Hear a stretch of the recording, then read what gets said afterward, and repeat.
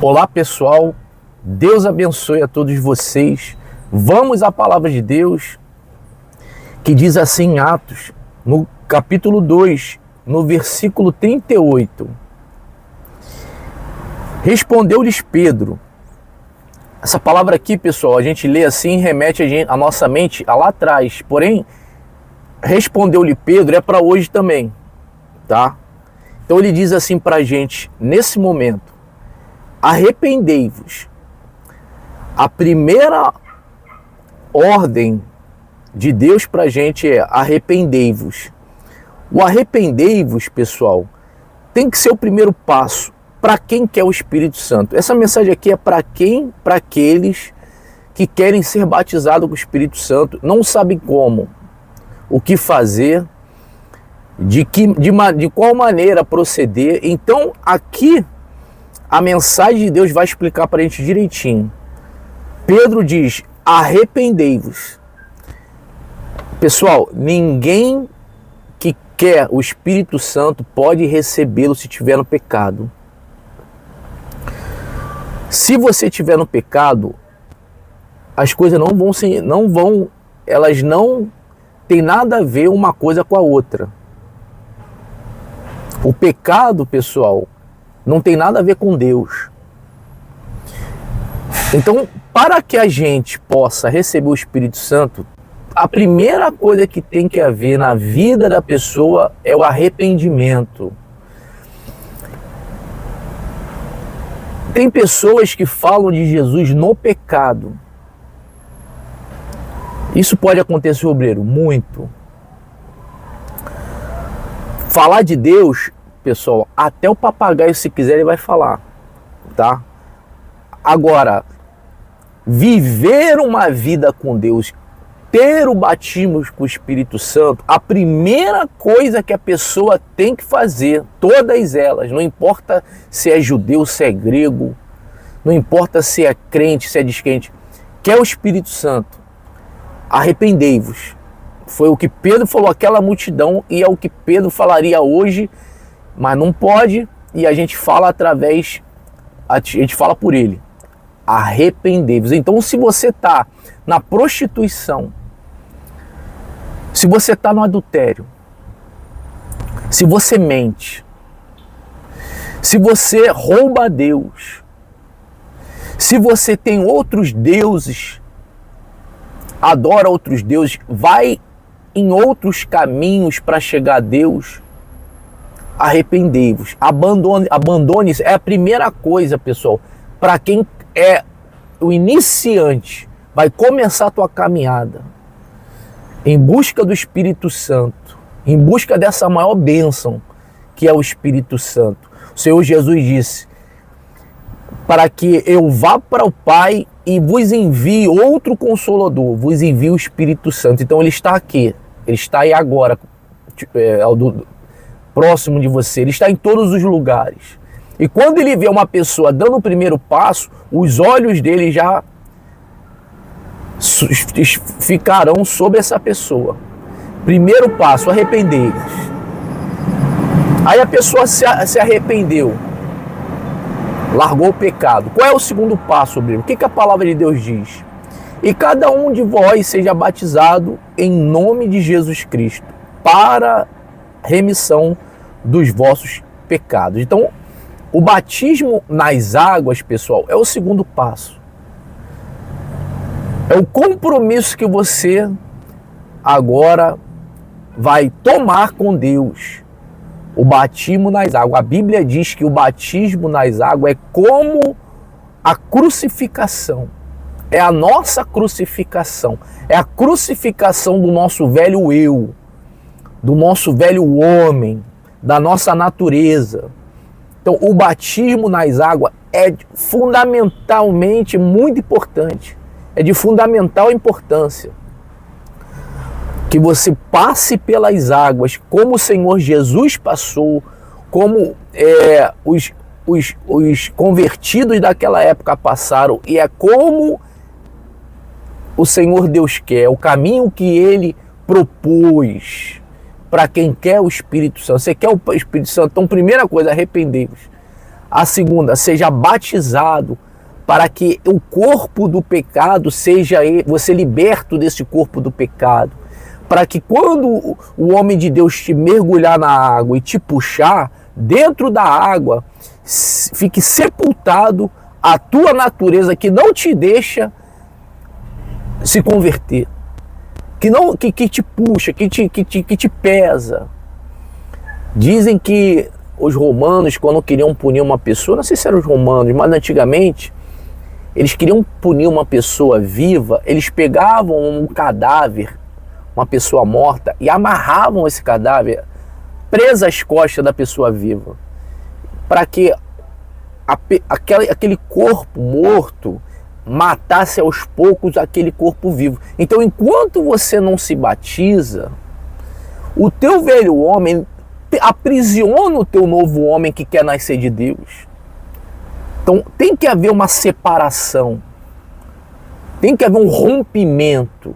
Então, o segundo passo, batismo nas águas. Aí sim, ele diz, e recebereis o dom do Espírito Santo, ou o batismo do Espírito Santo. Aí você completou. Você se esmerou, você buscou, você urrou. Porque quando você se batiza nas águas, pessoal, o diabo vai te tentar. A primeira coisa que aconteceu com o Senhor Jesus, quando ele foi no Rio de Jordão e o João Batista batizou ele, a primeira coisa que aconteceu foi ele ir para o deserto. Para ali ele ser tentado. Para ali ele receber as ofertas do diabo. Para saber se ele queria mesmo continuar. E muito nessas horas, né, Glaucio? Não entendem, né? Poxa, eu estou me entregando e olha, eu não estou... E as coisas estão piorando, né? Eu estou perturbado, eu tô tentado. Pô, a minha carne está querendo, né? Quer dizer, o diabo está... A aprovação da pessoa. É o batismo do fogo que eles falam, né? Então você conseguiu vencer essa etapa também. Você foi passando as etapas e aí você recebeu o glorioso Espírito Santo. Ele veio sobre você. Olha só as etapas, pessoal. E recebereis o Espírito Santo. Que é a coisa mais importante. Que é, pessoal, a promessa maior de Deus. Aquele que nos fortalece, aquele que vai estar com a gente. E você que começou a caminhada do arrependimento, você que se batizou nas águas, você adquiriu uma Bíblia para ler, você está se esforçando, não desista até chegar esse momento, que é receber o Espírito Santo. Obreiro, eu já tenho o Espírito Santo. E para mim acabou? E agora? Né? Como eu procedo? Para você que já passou essa etapa, você conseguiu o Espírito Santo, a Bíblia, pessoal, ela dá o caminho para que você a cada dia permaneça. Para que você vença o comodismo. Porque um dos problemas agora, Glaucio, será o seguinte: ela vai ter alguns inimigos, né, daqui para frente. E um deles é o tempo. Os inimigos dela serão ela própria, as vontades dela que não saem, por mais que ela seja de Deus, seja certinha, né?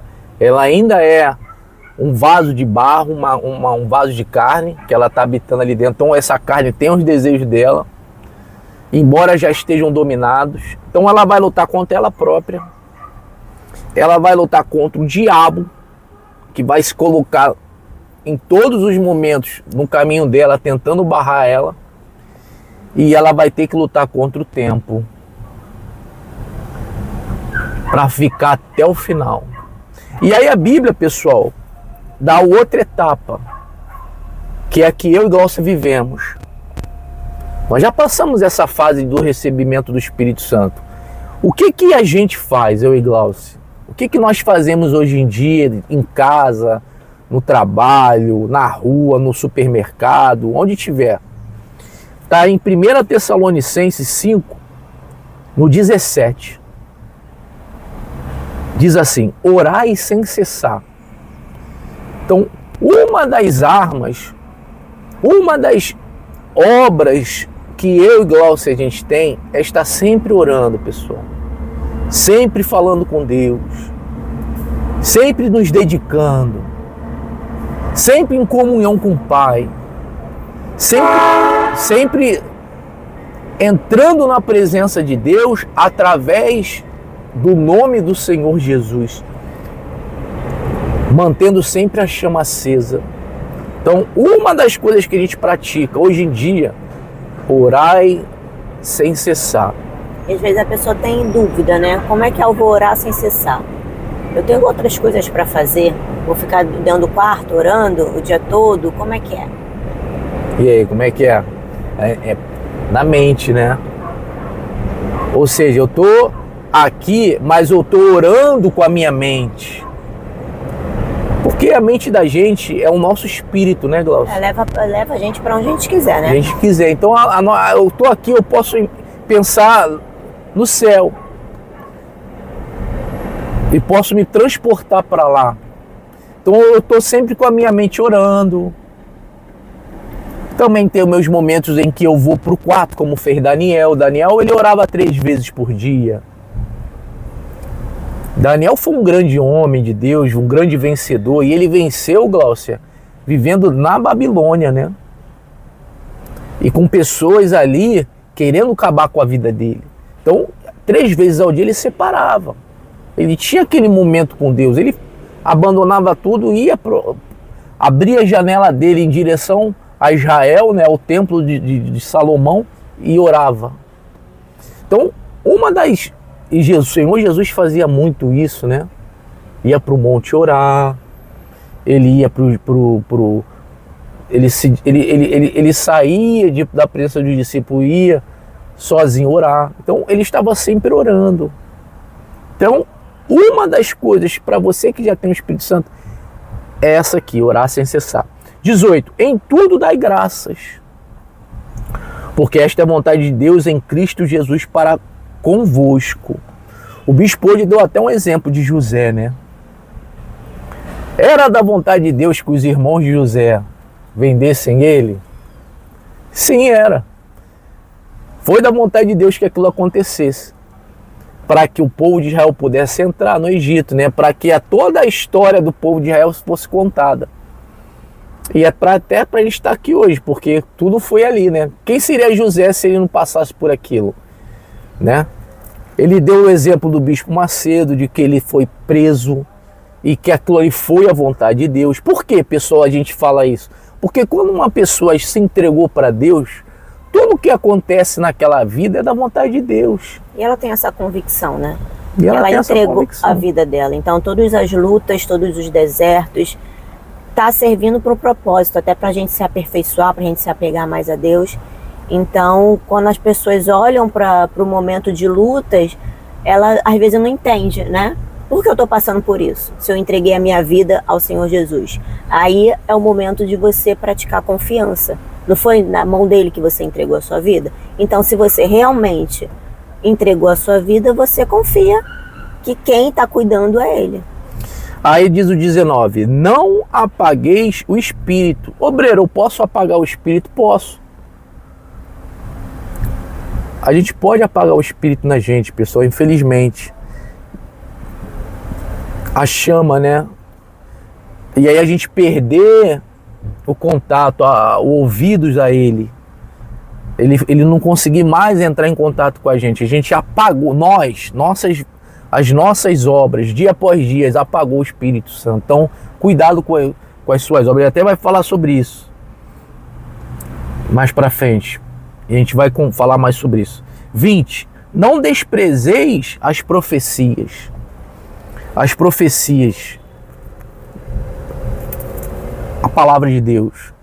Temos que ter a palavra de Deus e temos que ler ela, pessoal. Temos que ler e meditar no que está escrito.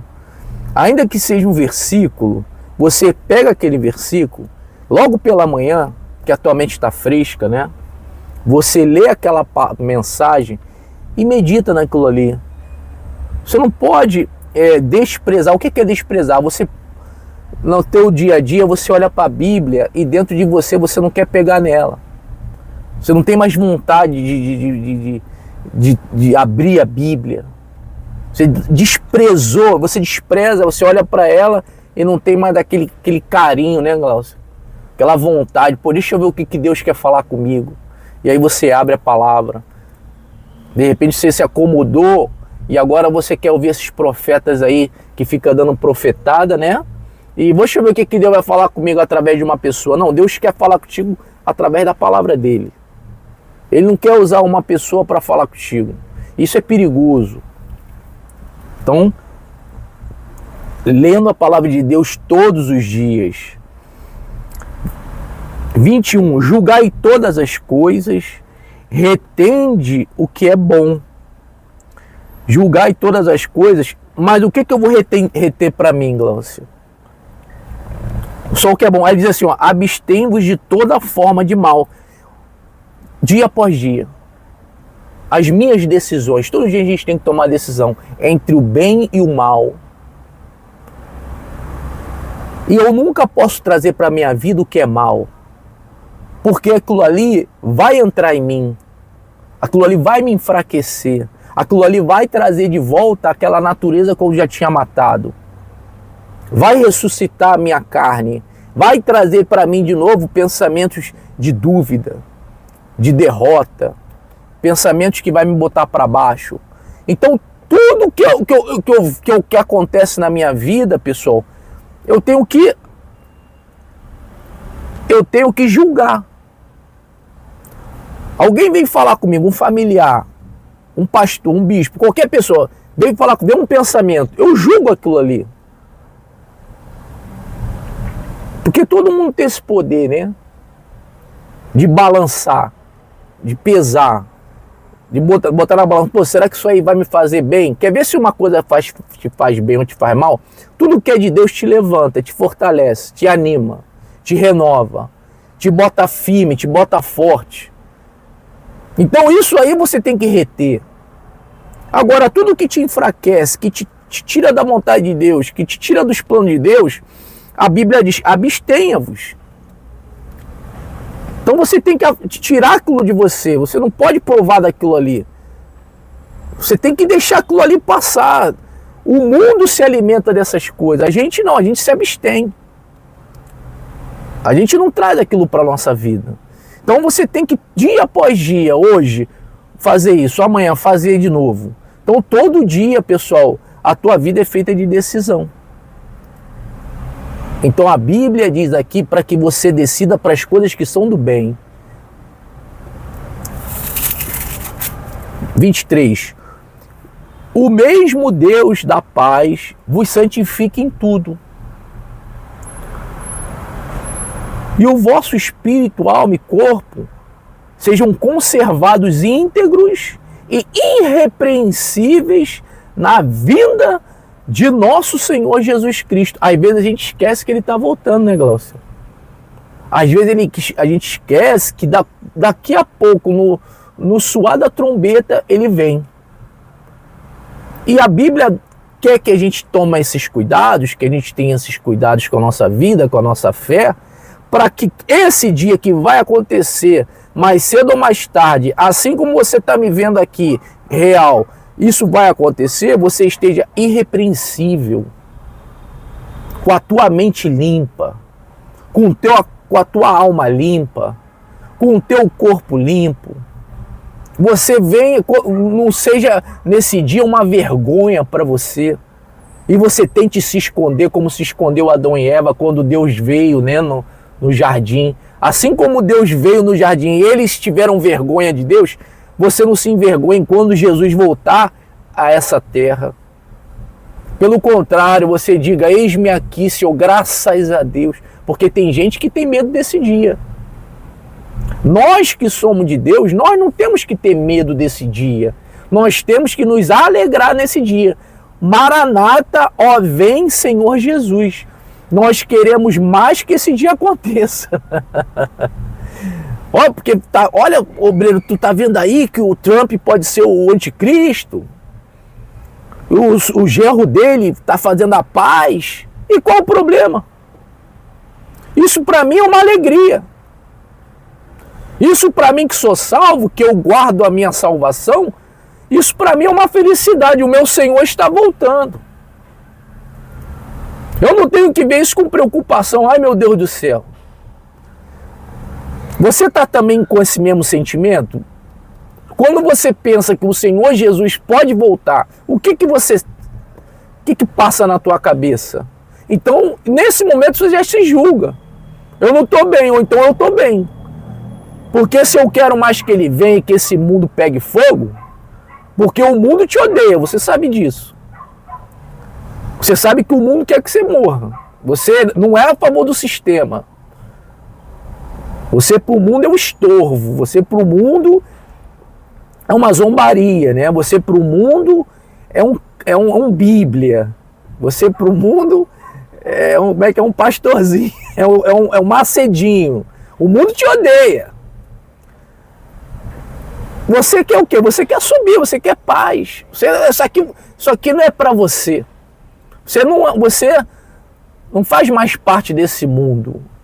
Nós aqui, pessoal, que somos de Deus, nós somos uma ovelha no meio dos bodes.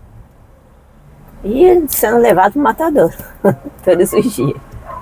Foi o que fizeram com o nosso Senhor. Jesus falou, olha, se fizeram isso com o dono da casa, imagina o que vão fazer com os servos. Então a gente é ultrajado, a gente não... Pessoal, o mundo gosta de quem é do pecado, da mentira. O mundo gosta das pessoas que são do mal. Você não é, então o mundo não gosta de você. Tu tá entendendo? No mundo, nós somos odiados. Então nós queremos... Por que tu quer esse mundo? Por que você fica triste com a vinda do Senhor Jesus? Sabe, você tem que se desvincular, pessoal. Porque isso vai acontecer, não adianta você usar os sentimentos, você tem que usar a inteligência. Caramba, ele vai voltar. E se ele voltar, ele vai me pegar como? Em que situação? Em que condição? Então, abre teu olho, pessoal. Bota em prática. Se você for começar agora, arrepende-se. Vai lá de onde eu comecei o vídeo. E você que já conseguiu o Espírito Santo, mantenha a chama acesa. Tá bom? Com esses passos que acabamos de dar. Tenho certeza que quando o Senhor Jesus voltar, pessoal, vai ser maravilhoso o encontro entre o noivo e a sua esposa. Tá bom? Até que a Bíblia compara esse momento, né, Glaucio? Que é o casamento, né? Onde o noivo aguarda a noiva entrar na igreja e ver. E aí ele vê a noiva entrando, né? Aquela alegria que ele sente. Então, esse dia que a gente se encontrará com o Senhor, ele compara com esse dia entre o noivo e a noiva. Para a gente poder entender, né? Como é que será esse dia. Que Deus te abençoe, pessoal. Até o próximo vídeo.